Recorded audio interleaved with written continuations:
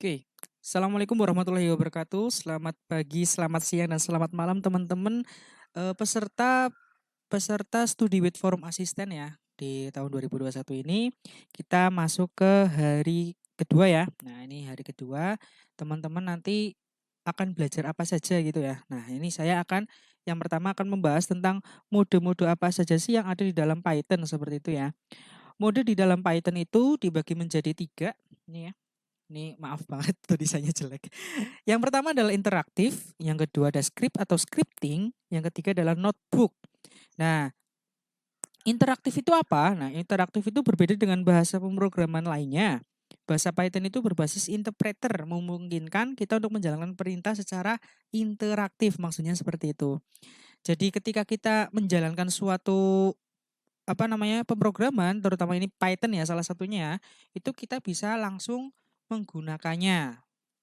Misal kalau misal di Windows itu kan menggunakan yang namanya command prompt ya. Kalau misalnya di Linux itu namanya terminal. Nah, jadi ketika kita eh, menggunakan Python itu mempunyai sifat yang modenya itu interaktif. Jadi kita bisa langsung pakai. Contoh seperti ini. Kita akan panggil terlebih dahulu Python-nya ya.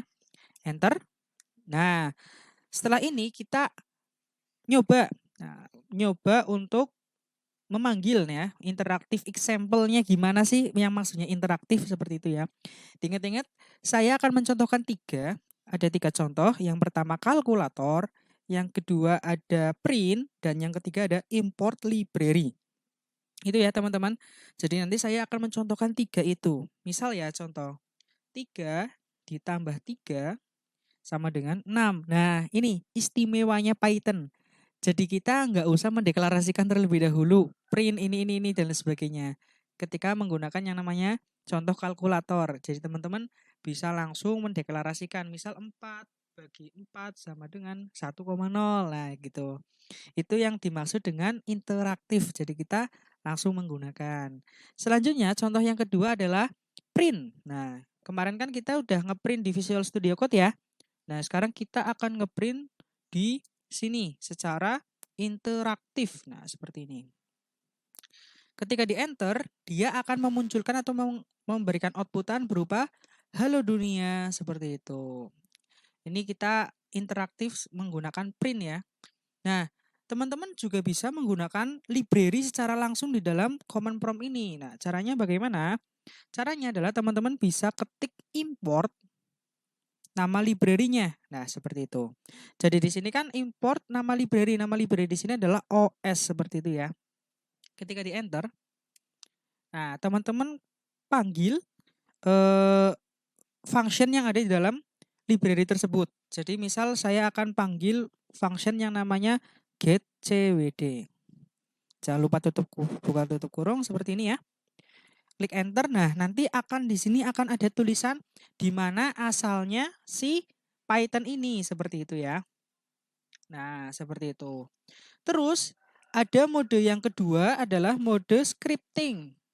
Nah, ini mode mode scripting. Nah, mode scripting itu kemarin kita sudah nyoba di Visual Studio Code ya, baru print. Berarti kita kurang kalkulator sama import library. Saya close dulu semuanya. Folder.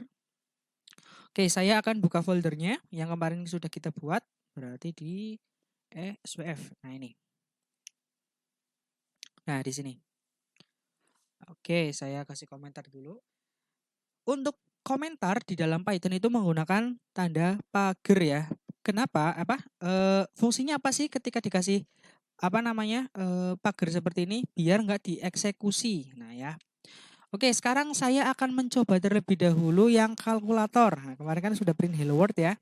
Kalkulator kita tinggal ketik aja deh. 3 tambah 3. Nanti dia otomatis Python ini akan, nggak keluar nih. Nah, caranya gimana? Diingat-ingat beda dengan interaktif ya teman-teman. Interaktif itu kita bisa langsung mengeksekusi. Nah kalau di sini kita di script itu kita harus mengeprint ya. Kita akan ngeprint hasilnya. Berarti kayak gini ya. Print. Nah, nah seperti ini. Jadi nanti akan menghasilkan outputan berupa angka 6. Nah, dari print ini. Jadi diingat-ingat ya bedanya ya. Jadi ketika kita menggunakan mode scripting ya, mode scripting itu berarti di dalam satu file .py ekstensinya itu kita harus ngeprint ya, diingat-ingat ya.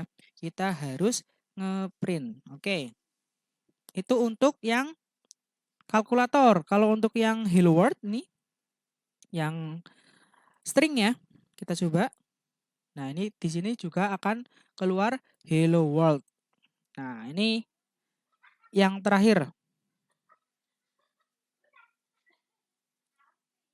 Nah, seperti ini ya.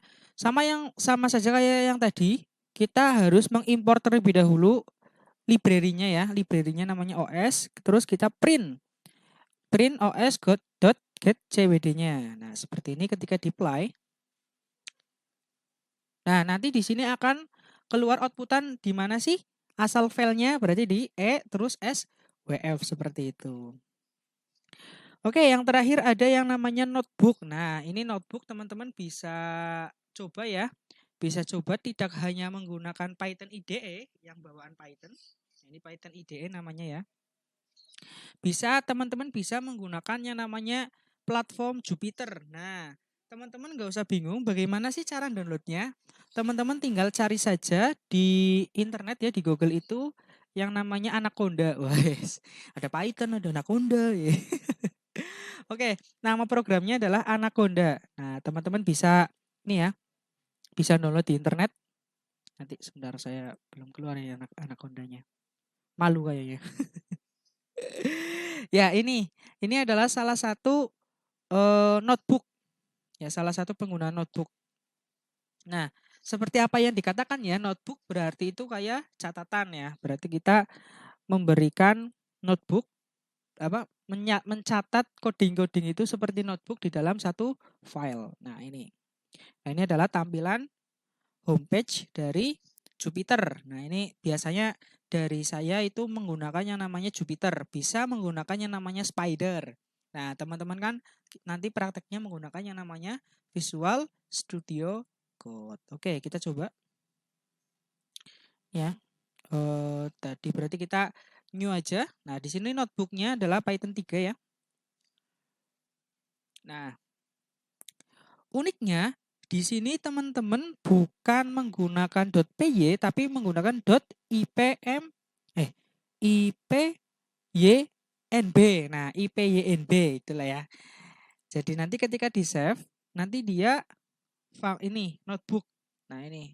Jadi nanti dieksekusinya per baris seperti ini. Untuk penggunaan notebook biasanya diterapkan pada mata pelajaran atau mata kuliah di aljabar linear ya. Jadi nanti teman-teman ketika menghadapi dengan matriks itu biasanya menggunakan yang namanya notebook, Google Notebook notebook kayak gini. Notebook Python seperti itu. Oke, mungkin cukup sekian dari saya. Terima kasih untuk materi pengenalan mode apa aja yang di Python ya. Kita lanjutkan ke video selanjutnya.